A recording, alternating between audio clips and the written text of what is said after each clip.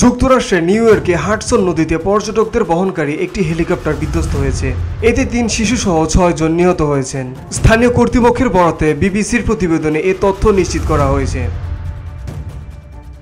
New York সিটির mayor Eric Adams স্থানীয় সময় বৃহস্পতিবার 10 এপ্রিল সাংবাদিকদের বলেন, পরিবারের 5 সদস্য স্পেনের এবং ৬ জন পাইলট ছিলেন। নদীতে পড়ার সময় হেলিকপ্টারটির ভিতরে সবাই ছিলেন। তিনি শোক জানিয়ে বলেন, পরিবারটির এই করুণ পরিণতিতে আমাদের হৃদয় ভেঙে গেছে। New York police commissioner Jessica stitch বলেন, আমরা নিহতদের শনাক্ত করতে পেরেছি, কিন্তু তাদের স্বজনদের অবহিত না করা পর্যন্ত নিহতদের পরিচয় প্রকাশ করা হবে না। দুর্ঘটনার কারণ তদন্তাধীন। ঘটনার ভিডিও ফুটেজে দেখা গিয়েছে হেলিকপ্টারটি আকাশে উল্টে হাডসন নদীতে পড়ে যায়।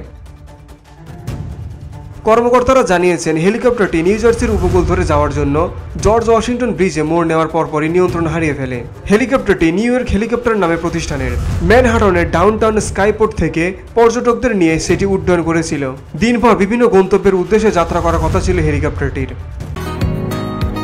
বসুন্ধরা, উত্তরা, বনশ্রী, কুড়িল ও বাড্ডা সহ রাজধানীর বিভিন্ন স্থানে অভিজাত ও অত্যাধুনিক মানের ফ্ল্যাট কেনার এক নির্ভরযোগ্য প্রতিষ্ঠান প্লেজেন্ট প্রপার্টিজ লিমিটেড। তাই আপনার স্বপ্নের আবাসনের জন্য আজই যোগাযোগ করুন। Pleasant properties limited, where destiny matches eventually. New ইয়র্কের ফায়ার সার্ভিস কমিশনার রবার্ট টাকার বলেন, দুর্ঘটনার প্রথম খবর আসে স্থানীয় সময় বিকেল 3:17 তৎক্ষণাৎ উদ্ধারকারী নৌকাগুলো ঘটনাস্থলে যাত্রা করে। খবর পাওয়ার কিছুক্ষণ পরেই ডুবুরিরা পানিতে নামেন।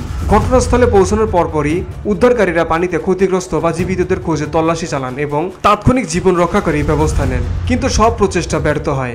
এরপর ডুবুরিরা একে একে 6 জনকে পানি থেকে তুলে আনেন। তাদের মধ্যে ঘটনাস্থলেই 4 জনকে মৃত ঘোষণা করা হয় এবং অন্য 2 জনকে হাসপাতালে নিলে চিকিৎসক মৃত ঘোষণা করেন। ভিডি বাংলা নিউজ ডেস্ক।